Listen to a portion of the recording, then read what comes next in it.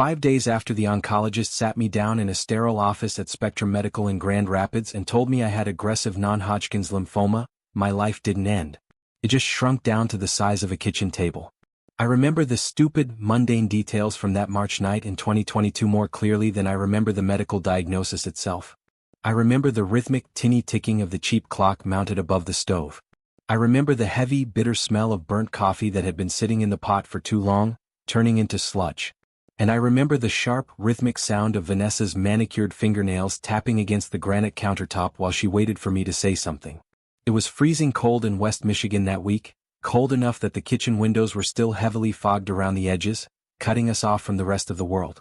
I had just walked through the front door after spending 40 minutes listening to a doctor break down chemo schedules, survival percentages, bone marrow biopsies, and endless insurance paperwork. By the time he was done talking, my brain felt like it had been tightly packed with wet cement. I walked into my own home, a house I had paid for with 30 years of sweat and broken knuckles running a small HVAC contracting business, hoping for comfort, hoping for a hand on my shoulder. Instead, I found a yellow legal pad, a stack of freshly printed divorce papers, and my wife sitting there in a cream-colored sweater, looking thoroughly irritated that our conversation was running late and disrupting her schedule. "You already talked to a lawyer?" I asked, my voice sounding incredibly distant even to my own ears. Vanessa folded her hands together on top of the legal pad. Her posture was perfect. She looked calm. Too calm, given the gravity of what was happening. "Nathan," she said, her voice dropping into a smooth, practiced tone that made my stomach turn. "One round of intensive chemotherapy could wipe us out financially. It's a liability." I just stared at her. 24 years of marriage. 24 years of shared bills, vacations, family dinners, and building a life from nothing under this roof.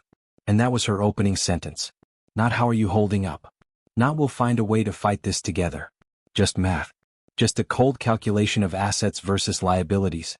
I pulled out a kitchen chair slowly, dropping into it because my right leg suddenly felt weak in a way that had absolutely nothing to do with the cancer cells multiplying in my lymph nodes. "I have insurance, Vanessa," I said quietly, trying to keep my hands from shaking on the table. "You have private insurance," she corrected instantly, her eyes narrowing slightly. "Your deductible alone is insane. The out-of-network costs for specialized oncology are going to bleed the business dry." She wasn't entirely wrong. I owned a small HVAC shop with 3 guys on payroll. Self-employed guys like me didn't get those cushy corporate health plans with 0 deductibles and unlimited coverage. I paid almost $1,800 a month for a private family policy that still somehow managed to find loophole after loophole to avoid covering anything actually useful. But hearing my wife talk about my life-threatening illness like it was a bad real estate investment or a faulty piece of equipment made a cold, heavy rage begin to settle in my chest. "I'm going to fight this," I said, looking her dead in the eye. "I'm not just going to lay down and let it take me." Vanessa looked down at her hands for a brief second before meeting my gaze again. There wasn't even cruelty in her eyes, and honestly, that was the most terrifying part of the whole thing. She just looked tired. Detached. Like a person who had spent the afternoon calling customer service to cancel a gym membership she no longer used. Then she said the sentence that I knew would follow me to my grave. "I'm not wasting my money or my youth watching somebody die slowly." Upstairs, a floorboard creaked with a dull, familiar groan. Leora, our 17-year-old daughter, thought we didn't notice when she listened from the top of the staircase. But parents always know. I instinctively looked toward the dark hallway leading to the stairs. Vanessa didn't even bother to lower her voice. "Nathan, I'm 48 years old," she continued, her tone completely level. "I don't want to become a widow before I'm actually a widow. I have to protect my future." For a split second, I honestly wondered if the lymphoma had already breached my blood-brain barrier and started frying my cognitive functions. Nothing about the conversation felt real. It felt like a badly written daytime soap opera playing on a television in an empty room. I let out a short, dry laugh, not because anything was funny, but because my nervous system simply didn't know what other track to run. "You planned this whole layout before I even got home from the clinic, didn't you?" She didn't answer me. And in 24 years of marriage, I had learned that her silence was the loudest confirmation you could ever get. I stood up, my joints aching, and grabbed my phone off the counter. My hands were trembling harder now, and I hated myself for letting her see it. I forced my thumb to open the mobile banking app. The screen loaded with a soft blue flash. Joint checking account balance, $3,214. I blinked, thinking the screen hadn't refreshed properly. 3 days ago, that specific account held exactly $88,400, the bulk of our personal savings and the emergency capital I kept reserved for the business during the slow shoulder seasons. What the hell is this, Vanessa? Where is the money? Vanessa exhaled sharply through her nose, clearly annoyed that we had finally reached the messy, unpolished part of her script.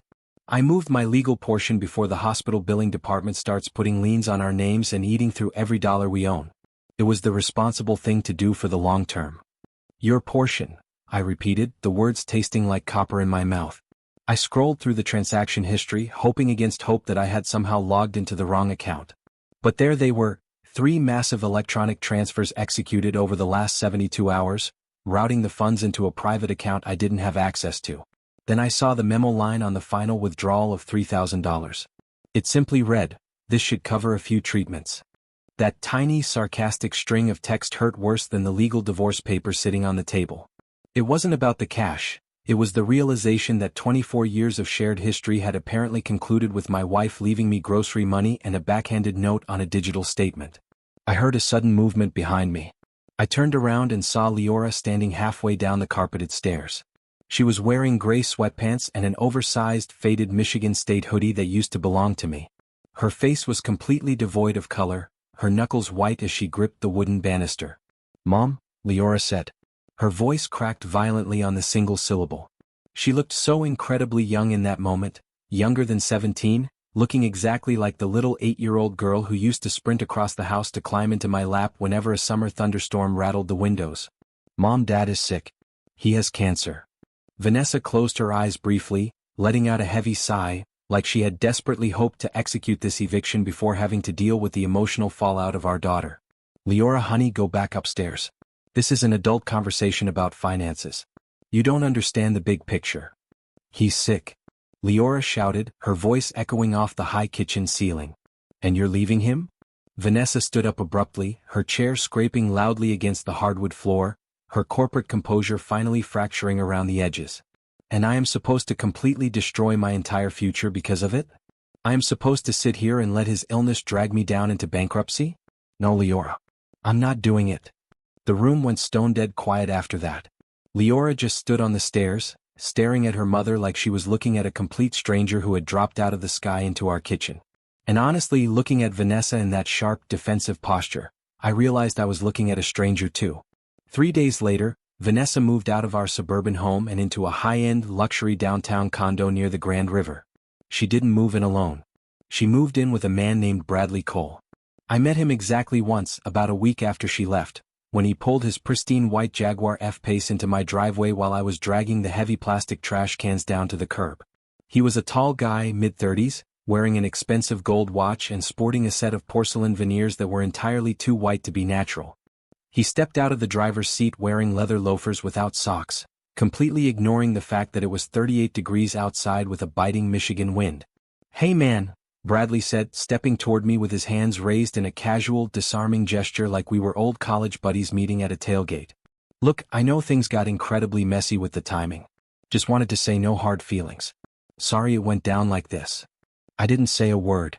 I just stood there by the curb holding the handle of the trash can looking at this guy. "At the end of the day, you've just got to protect your energy in this life, right?" Bradley added, tapping his temple with a smug, self-satisfied grin. "If you don't protect your own energy, nobody else will. Abundance mindset, brother." Meanwhile, I had aggressive, malignant cancer cells actively trying to colonize my lymph nodes and take me away from my daughter. I almost laughed right in his face. Instead, I just gripped the plastic handle tighter, turned my back on him, and rolled the trash can toward the side of the garage, leaving him standing there in the cold with his loafers and his Jaguar. My first chemotherapy infusion started 2 weeks later at the Regional Oncology Center. That initial session lasted almost 6 long hours. You notice strange, incredibly specific things when you're forced to sit in a room full of heavy vinyl recliners surrounded by 4 poles and the low mechanical hum of medication pumps. You notice the absolute heavy silence of the room. You notice the heavy blankets that the juices bring you, pulled fresh and steaming from industrial hospital dryers to stop the shivering. And you notice the older married couples. Across the aisle from me, a woman in her late 70s spent 3 hours silently rubbing lavender lotion onto her husband's dry, cracked knuckles while they watched a game show on a small overhead TV with the volume set to mute. They didn't speak a single word to each other the entire time, but they didn't have to. Every movement was a language. I kept my head down, pretending to be deeply fascinated by a Cabela's catalog I had grabbed from the lobby, because I couldn't handle the raw, suffocating embarrassment of sitting in that room completely alone. Leora wasn't allowed in the infusion area because of the strict age restrictions on the oncology floor, so she waited the entire 6 hours downstairs in the concrete parking garage, sitting in the front seat of my old Chevy Trailblazer with a textbook on her lap. When I finally discharged, shuffling out of the glass lobby doors feeling profoundly nauseous, lightheaded, and thoroughly exhausted down to my marrow, I found her standing by the passenger door holding 2 paper coffee cups. "One is black coffee for later," she said, her eyes carefully scanning my face for any sign of collapse as she handed me the warm cup. "The other one is just hot water with lemon. Google said you shouldn't have too much caffeine right after an infusion because it messes with the kidney filtration. So, just drink the water for now, Dad." That was the moment that almost broke me right there on the asphalt. Not the divorce papers, not the empty bank account, but the realization that my 17-year-old girl was forcing herself to become my caretaker because the woman who promised to stay through sickness and health had decided I was a bad investment. The months that followed dissolved into a dark, blurry routine of prescription pills, exhausting insurance phone calls, throwing up at 2 in the morning, and trying to run my HVAC business from the front seat of my truck between hospital visits. I was drowning. I forgot a load of laundry in the washing machine for so long that the entire hallway smelled like sour mildew. I burned a simple grilled cheese sandwich on the stove because the chemo brain made me wander off into the living room and stare at a blank wall halfway through cooking. One afternoon, I tried to heat up a simple can of chicken soup for Leora's dinner, and I had to sprint to the bathroom because the mere smell of the processed broth made my stomach violently revolt. But despite the sweating, the shaking, and the bone-deep fatigue that made my eyes burn, I still made her sit at that kitchen table every single night to finish her calculus homework while I sat across from her, sweating through a dirty t-shirt, just to make sure she knew the structure of her life wasn't going to collapse. The hardest day of that entire first year came in August. I had to sell my fishing boat. It wasn't anything luxury or modern, just an old 18-foot Ranger base boat with a faded blue flake hull that I had owned since Leora was 10 years old. We had spent 100 Saturdays on the reservoirs around northern Indiana and Michigan in that boat, eating bad sandwiches and catching bluegill. But Leora's private prep school tuition was due, and Vanessa had suddenly decided that funding her education was an unnecessary luxury expense, given her new downtown lifestyle with Bradley. After the buyer hooked the trailer up to his truck and drove away down our street, the metal hull disappearing around the corner, I walked back into the empty garage. I sat down on a plastic milk crate in the middle of the empty space where the boat used to park, and I cried so hard that my surgical port felt like it was going to rip through the skin of my chest. I wasn't crying about the fiberglass boat. I was crying because I finally had to admit to myself that the old version of my life was officially dead, buried, and never coming back. That night, the post-treatment exhaustion hit me like a physical wall.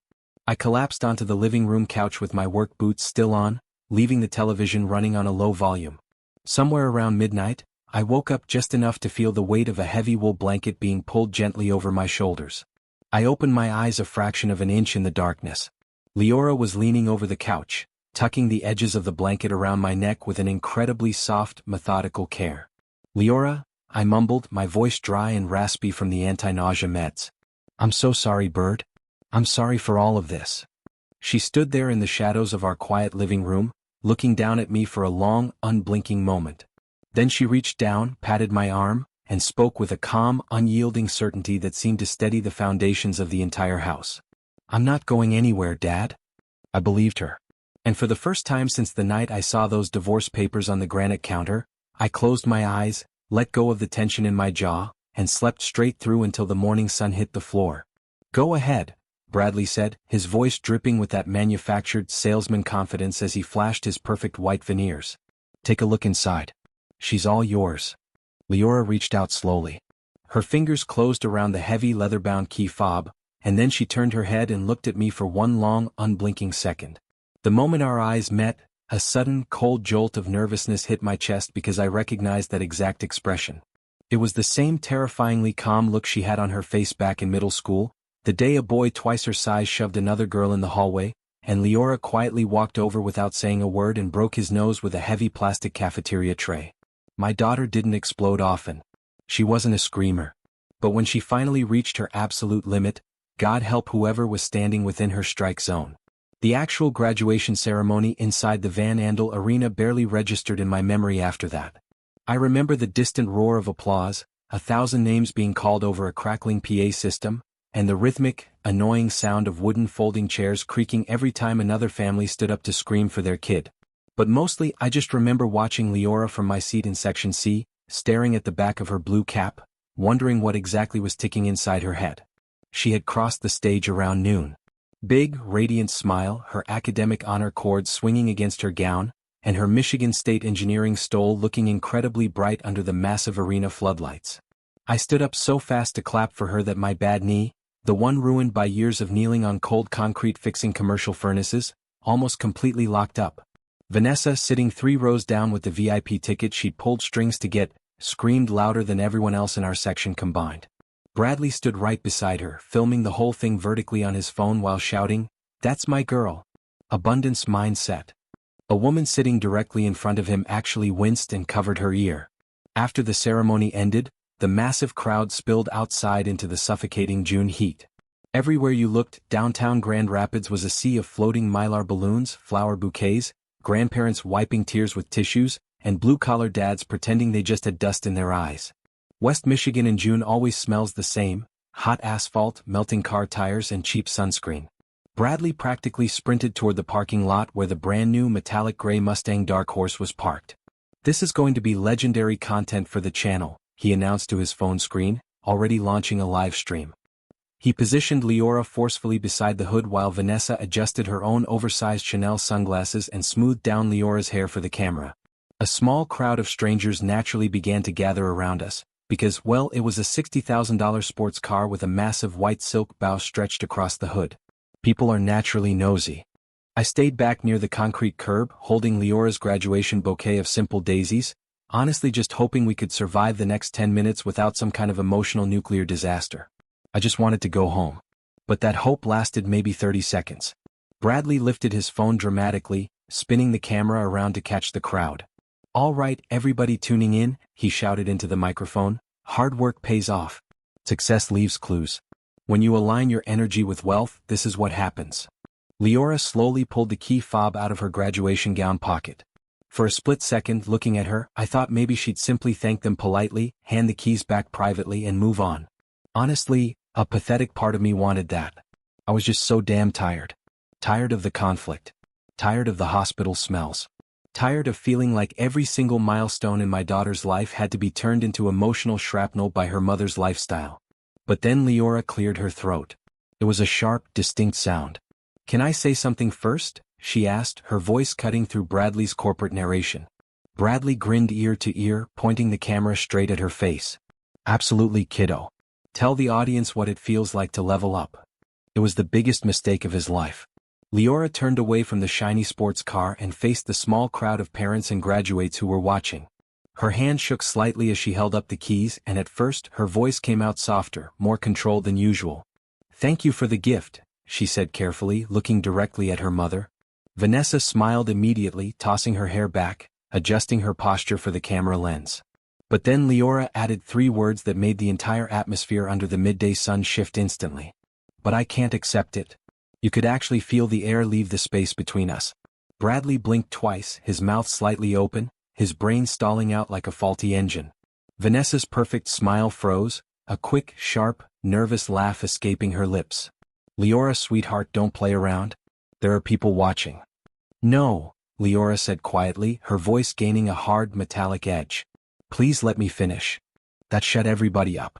The sheer authority in her tone was so absolute that even the distant city traffic noise on Fulton Street suddenly felt miles away. Leora looked down at the key fob between her fingers for a second before continuing. "My dad drove me everywhere in that old Chevy Trailblazer over there," she said, pointing her finger toward the back row of the gravel lot. Several people in the crowd turned their heads. The Chevy looked exactly like what it was: an aging, rusted SUV with faded black paint, a cracked side mirror, and a massive dent near the passenger door from a hit-and-run 3 winters ago. Leora's voice steadied, echoing off the brick wall of the arena. "He drove me to school, to debate tournaments, to doctor appointments, and to every single oncology unit in this state. We spent 3 summers driving around this city without air conditioning because fixing it cost $1,400, and we didn't have the cash to spare at the time." Vanessa's smile was completely gone now. Her arms crossed tightly over her white designer pantsuit. Bradley slowly lowered his phone a few inches, his chest tightening. Leora looked directly into her mother's eyes. You left the house 5 days after his diagnosis, the exact week his chemo started. You took the savings. A few nearby conversations among other families stopped completely. The silence was deafening. He was throwing up in our downstairs bathroom at 2 o'clock in the morning from the toxins, Leora said, her words dropping like lead weights on the pavement, and he was still waking up at 6 to pack my lunch and make sure I got to school on time. He missed meals, he missed sleep, he put off his own recovery, he risked his business, he missed everything for himself. Her voice cracked just a fraction, but she held her chin high. But he never missed one single thing for me. That line hit me harder than any physical blow ever could have. Because standing there in my loose suit, I realized she had noticed. Every follow-up scan, every stupid high school fundraiser selling frozen cookie dough, every late-night debate pickup, I had crawled out of bed and showed up. Sometimes I was so exhausted I could barely see straight, sometimes I was scared out of my absolute mind that the cancer was coming back, but I showed up. Vanessa stepped closer, her face turning a deep, humiliated shade of red. She lowered her voice to a sharp, venomous hiss. Leora, stop this right now. You are embarrassing me in front of my peers. Leora looked at her mother for one long, devastating second. Then she said something I don't think anyone standing in that parking lot will ever forget. I was embarrassed a long time ago, Mom. Dead silence. Even Bradley looked deeply uncomfortable now, shifting his weight from one loafer to the other, looking at his shoes. Leora held up the Mustang keys between 2 fingers, letting them dangle. This car is beautiful, she said, her voice growing stronger, calmer, completely grounded. But it can't buy back 4 years of absence. Leora, stop. Vanessa snapped, her corporate composure completely dissolving into pure panic. You missed my birthdays, Leora continued, ignoring her entirely. You missed my panic attacks before finals. You missed every single one of my dad's clear scan days. You missed Christmas. Then she turned her head and pointed her finger directly at me. He sold his vintage fishing boat, the only thing he built for his own free time, just so my tuition check wouldn't bounce. And I didn't even know until today. I immediately looked down at the gravel because I hadn't even realized she remembered that boat. I thought she had forgotten. Bradley, completely out of his depth and desperate to save the live stream narrative, stepped in with a forced, awkward laugh. Kid, come on, he said, reaching out a hand. It's just a car. Don't make it political. Take the blessing. Leora turned her cold slate eyes toward him. Exactly, she said, her voice dropping into a lethal whisper. It's just a car. Which makes it really weird that you thought it could replace being a parent. A couple of older blue-collar dads standing near the curb actually muttered, "Damn," under their breath. Bradley reached for the keys, looking genuinely irritated now, his face flushing. All right, enough drama. Give me the F. And that's when God himself apparently decided the scene needed a piece of pure, dark comedy. Bradley's sweating palms fumbled the slick leather key fob. It slipped right through his fingers, bounced once off the polished hood of the Mustang, and slid with a sharp, hollow clink straight through the iron grate of the city storm drain right beneath his feet. The sound echoed louder than a gunshot in the silence of that parking lot. Everybody froze. Bradley stared down at the black iron grate in absolute horror. Then came the beautiful, unscripted part. This grown man, who spent his entire life talking about high-status lifestyle and abundance, dropped straight to his knees on the filthy oil-stained asphalt in his custom cream-colored suit. He began frantically shoving his manicured arm through the narrow iron bars, groaning as the metal scraped against his skin. "Are you kidding me?" he snapped, his voice cracking into a high-pitched panic. "Are you kidding me right now?" Several parents nearby completely lost their composure and burst out laughing. Not politely either. Real loud, mocking Midwest laughter. Bradley's face turned a dark, sweaty crimson as he struggled on the hot pavement, ruined his designer clothes, and cursed under his breath. Meanwhile, his phone was still mounted on the tripod, the live stream apparently still running, capturing every second of his humiliation for his abundance followers. A teenage boy nearby whispered to his buddy, "Bro's whole audience just watched him lose a Mustang in a sewer." I had to bite the absolute inside of my cheek until it bled to keep from laughing out loud. Vanessa looked seconds away from an actual medical aneurysm. She spun around, her eyes wild with rage, and pointed a trembling finger straight at my chest. "This is your fault," she hissed, her voice cracking. "You poisoned her against me. You've been feeding her lies for 4 years." And right there, After years of swallowing my anger, after years of holding my tongue so my daughter wouldn't have to carry the weight of my bitterness, something inside my chest finally settled. Not snapped. Settled. It felt like a massive iron gear shifting into place. I realized, looking at her frantic, ruined face, that I truly wasn't afraid of her anymore. She had no power over my life. I looked directly into Vanessa's eyes and answered quietly. No. She stared at me, her mouth open. I spent 4 years protecting her from the truth, I said, my voice completely steady, completely calm. I just stopped lying. That hit her harder than any shouting match ever could have. Vanessa opened her mouth to speak, but nothing came out. For the first time in 28 years, there was no clever response, no corporate performance, no audience control. Just the quiet, heavy reality of what she had built. Leora walked over beside me, her blue gown catching the wind, and took my hand the exact same way she used to when she was 5 years old crossing a busy parking lot. "Let's go home, Dad," she said. I nodded. "Let's go, Bird." Behind us, Bradley was still kneeling in the dirt beside the storm drain, trying to fish out a sports car key with a broken tree branch while total strangers openly recorded him on their phones. Vanessa called out Leora's name once, her voice sounding small and desperate, but neither of us turned around. We just kept walking toward that old black Chevy Trailblazer baking in the Michigan heat. And for the first time in my entire life, I didn't feel a single ounce of shame about that car. A strange thing happens after a moment you've spent years imagining finally arrives. You expect fireworks. You expect absolute closure, some dramatic cinematic feeling where all the phantom hurt suddenly leaves your body at once. Instead, life just keeps grinding going forward. 3 days after graduation, I was standing in my kitchen at 6 o'clock in the morning, eating dry Cheerios straight from the box while Leora loudly argued with our ancient desktop printer about her upcoming college housing and dorm paperwork. That was my grand revenge, apparently. Paperwork, overflowing baskets of laundry, and frantic early morning Costco runs. Honestly, I preferred it that way. The cell phone video from the Van Andel parking lot spread around town faster than I ever expected. Somebody had uploaded the clip of Bradley dropping the Mustang keys into the storm drain on TikTok. For about 2 weeks, half of Grand Rapids seemed to recognize my face. One afternoon, a new commercial HVAC customer opened his front door, looked at my uniform patch, and immediately burst out laughing before I could even introduce myself. "Hey, aren't you the Dark Horse Girl's dad?" I nearly turned around and walked right back to my truck out of pure embarrassment. Leora absolutely hated the viral attention. "People are so incredibly weird," she muttered one evening after a middle-aged woman stopped her in the aisle at Target just to touch her arm and say, "Good for you, honey. Stand your ground." But beneath the surface annoyance, I could see a massive physical change in my daughter. Part of her felt deeply relieved, like she had finally put down a crushing weight she'd been carrying in secret since she was 17. Vanessa texted her several times over the next month.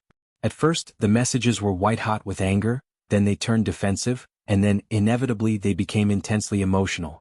One long text read, "I made mistakes, Leora, but at the end of the day I am still your mother." Leora sat at the kitchen island, staring at that glowing screen for a long, quiet minute before locking the phone and setting it face down on the counter. She always uses the word mistakes, like she accidentally forgot to mail a birthday card, Leora said, her voice barely a whisper. I didn't answer. Honestly, even after everything we'd survived, I still didn't know how to help her navigate that specific, heavy kind of grief. People think betrayal feels sharp forever, like a fresh cut. It doesn't. Eventually, the sharpness rusts out and it just becomes heavy instead, like carrying waterlogged clothes around inside your chest every single day. By August, moving day at Michigan State arrived. I wasn't ready. Not even close. The night before we were scheduled to drive out to East Lansing, Leora stayed up until almost midnight, meticulously labeling plastic storage bins while old 90s rock music played quietly from her phone speaker. Every few minutes, she'd randomly break the silence to announce some absurd anxiety. "College dorm mattresses definitely contain dormant biological diseases," she'd say, or, "Dad, if my assigned roommate owns a ukulele or a tapestry, I'm transferring immediately." I laughed more that night than I had in the last 4 years combined. After she finally went upstairs to get some sleep, I walked through the quiet house turning off the lights. That's when I noticed them. Little yellow post-it notes stuck everywhere. On the refrigerator door, "Don't forget to eat breakfast sometimes." On the coffee maker, "Use real paper filters this time, Dad. No sludge." On the bathroom mirror, "Take your maintenance meds." And stuck right near the door handle leading out to the garage, "Love you more than football season." That last one nearly finished me off right there in the dark hallway. The next morning, we packed the Trailblazer until the rear bumper was practically kissing the asphalt. A mini fridge, 3 pillows, plastic storage cubes, and engineering textbooks that felt heavy enough to cause structural damage to the flooring. Halfway down Interstate 96, Leora stared out the passenger window for a long time before she spoke. Dad. Yeah, Bird? If Mom ever contacts you again because of me, you don't have to protect her feelings anymore. You're allowed to tell her to back off. I kept my eyes locked on the highway lines for a few seconds before answering. I wasn't protecting her, Leora. Leora gave me a sidelong look that clearly said, you absolutely were. And deep down maybe she was right. A pathetic part of me had spent years trying to soften the harsh edges of reality for her, trying to preserve some fictional, holy version of her mother that simply didn't exist anymore. But kids eventually see through the fog anyway, no matter how hard you try to block the view. The MSU campus was absolute, unmitigated chaos. Hundreds of parents hauling heavy cardboard boxes through crowded dormitory halls. Freshman students putting on brave faces, pretending they weren't absolutely terrified of being alone. Folding utility carts squeaking loudly across the hot concrete sidewalks. At one point, Leora looked around the crowded quad and whispered, Dad, literally everyone here looks severely sleep-deprived already. That made me smile. After we finally finished dragging the last of her bins up the stairs, we stood awkwardly beside her twin XL dorm bed for a minute. Neither of us knew how to officially end the conversation. We've never been good at long goodbyes. Then she stepped forward and hugged me hard. It wasn't a polite, quick squeeze. It was the kind of desperate, bone-crushing hug that says thank you for saving my life without using a single word. I'll be okay, Dad, she whispered into my shoulder. I know you will, Bird, I said. The drive back to Grand Rapids nearly killed me.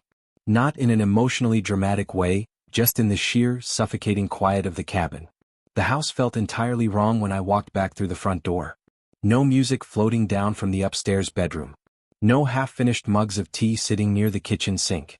No sharp, sarcastic comments during the local weather reports. For the first few days, I kept almost calling her name out into the empty hallway before remembering she was an hour and a half away. And then came the surprise with the Chevy. The summer heat was still lingering, but as usual, the Trailblazer's air conditioning hadn't worked in years. I had gotten completely used to driving to my HVAC job sites with all 4 windows rolled down, looking like some retired guy who refused to participate in modern technology. One Saturday morning, the engine started making a strange knocking sound, so I finally dropped the SUV off at a local repair shop near Lima Road. The mechanic behind the counter looked thoroughly confused as he checked his computer screen. Sir, you're all set. The paperwork is cleared. You already paid. I blinked. What? I haven't even given you my credit card yet. He turned the monitor toward me so I could read the screen. Paid in full via digital invoice. And underneath the billing info, there was a specific customer note left in the system. Make sure the AC compressor is replaced and works perfectly. He's a mechanic who refuses to spend a single dollar on himself. Force him to take the upgrade. I just stood there staring at the glowing text, my jaw slightly slack. The shop owner smiled, leaning over the counter. Your daughter? I managed to nod once because suddenly my throat completely stopped cooperating. That afternoon, I picked up the Trailblazer. The moment I turned the key in the ignition, a blast of ice-cold, beautiful air hit my face almost immediately.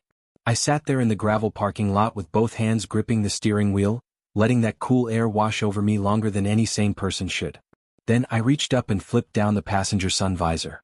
A small, folded yellow note slipped out and landed right in my lap. I opened it.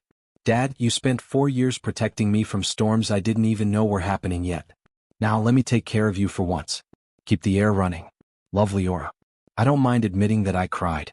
Right there in the mechanic's parking lot, sandwiched between a Dollar General and a cheap vape shop, I put my head on the steering wheel and did some full, ugly crying. The cancer took a lot of things away from me. It took my physical strength for a long time.